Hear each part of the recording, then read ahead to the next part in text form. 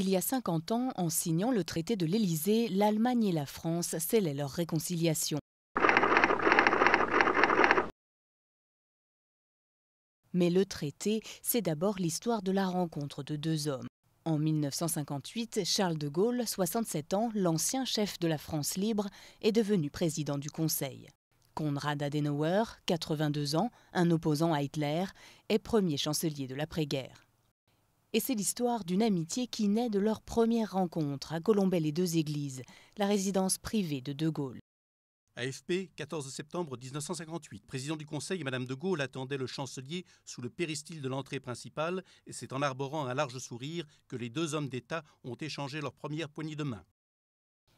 L'interprète n'est d'ailleurs jamais loin, même si De Gaulle parle allemand et Adenauer français. Mais leur compréhension vient avant tout d'une vision commune et d'un respect mutuel certain.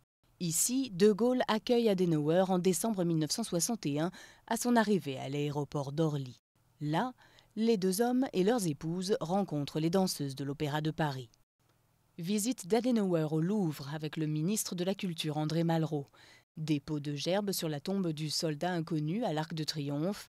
Défilé commun avec De Gaulle à Paris. En juillet 1961, Adenauer achève une semaine en France au camp militaire de Mourmelon, où, avec De Gaulle, il passe en revue 600 blindés. 2 mois plus tard, c'est au tour de De Gaulle de visiter la République fédérale d'Allemagne. Ici, sur le Rhin, aux côtés de son fils et futur amiral, Philippe de Gaulle. Là, à Bonn, où, après leurs entretiens, les deux hommes sont accueillis par une foule qui les acclame. Le rapprochement aboutit à un traité. C'est à l'Élysée, dans le décor empire du salon Murat, que s'est déroulée la séance solennelle de la signature du traité entre la République française et la République fédérale d'Allemagne sur la coopération franco-allemande.